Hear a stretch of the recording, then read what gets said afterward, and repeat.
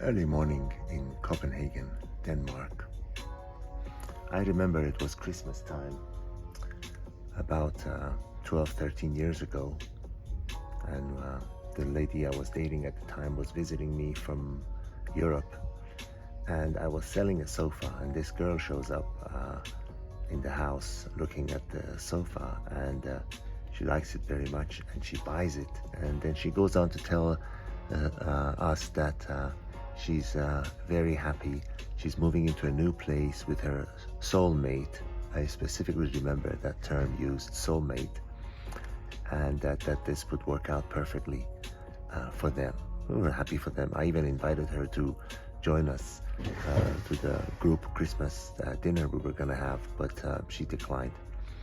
Anyways, I went on my trip shortly after, a couple of weeks, 10 days after, and I came back to that same town where the girl bought the sofa from, where I was living at the time, about maybe a month and a half later, 2 months later, and I ran into her in the supermarket. I immediately recognized her. I said, "Hey, how is the sofa working out? And how are the marriage plans with your soulmate? How is everything?" She said, "Oh, we broke up." I was taken aback. I said, "Oh, I'm really sorry," because she was ranting and raving about how she's happy about having met this soulmate, and they were both so happy that they have found the love of their life, and they both agreed that they were soulmates to each other. Soulmate, soulmate, soulmate. And well, that was the second biggest shock with reference to this particular lady, because minutes later she told me, "Well, it's okay, I met someone new and we're engaged to be married." I said, "Oh wow, congratulations." I was like someone poured a cold water over my head. I was double shocked, not at the breaking up, but that she could so quickly pick up with someone else, and to the intensity of being engaged to be married again.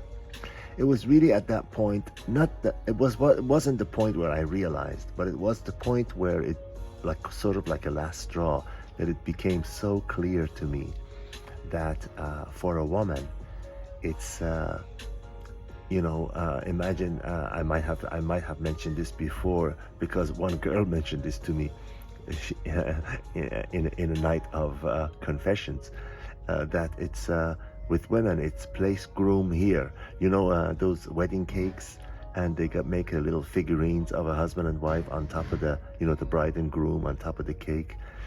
As place, groom, here. That means as long as the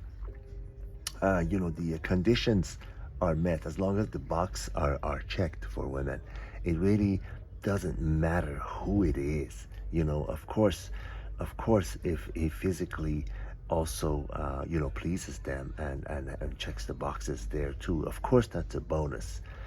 But the other things come first, and no, don't ever make a mistake about it. The other factors come first, security and all that stuff. Because if the person has the looks and everything, but he's a useless person who, cannot make any money and is dependent on her, a woman would never commit to someone like that unless she's mentally disturbed and she doesn't have her facilities, up there all working.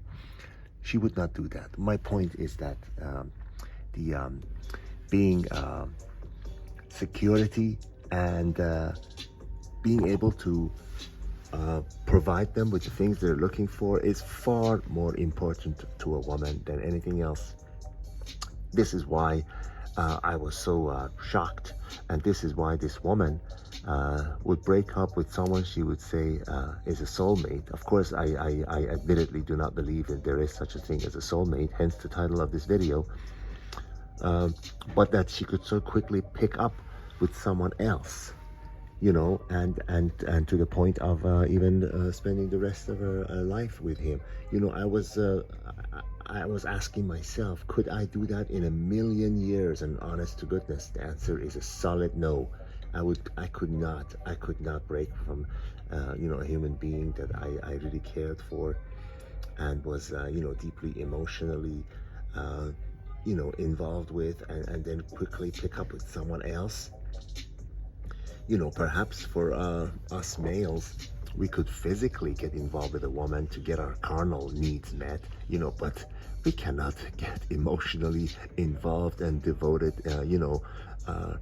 with our hearts and soul in it, just because they check the boxes. We just don't operate like that. This is why men and women, um, can rarely have that deep emotional connection for any long period of time, because no matter how much that deep emotional connection they think it is, once one of them, let's say the man, stops being able to look alpha in her eyes, being able to put offer on the table, being able to pull his own weight and hers, or be the things that she expects a man to be, she cannot continue to like him and look at him in the same way. The old saying, she would never look at me the way that that I would want, the look of love. When that look of love is there, and you know it when it's gone. And when you as a man do something, even most of the time unknowingly, when you do something that makes that click in the woman's mind, where she no longer looks at you, when you no longer have those qualifications, when you no longer check the boxes that is important to her, she cannot, even if she wanted to, she cannot look at you the same way anymore. And this was my point for making this video, to make you understand that with women, again, this is in no way, shape, or form to disparage them. It is just the way they are. It is what it is. With women, it's the offer that a man has on the table and the things that he could do for her. It is not himself. And with most men, it is actually the person that we like. It is actually the person, the way that particular person that we usually, fall in deep emotional feelings with. And if you were to suddenly disappear for one reason or another, we couldn't quickly pick up the next week with someone else with that same intensity. It just doesn't work that way, Physically, yes, absolutely yes, but not emotionally. And with women, it's emotionally, because their emotions is very much tied to their needs, to their basic needs. Can he provide a secure home for me? Can he, pull his own weight? Can he be, quote unquote, the man and do the things that I expect a man to do? If not, I don't care how much I liked for him. He's useless to me now. All the best. Signing out from Copenhagen, Denmark.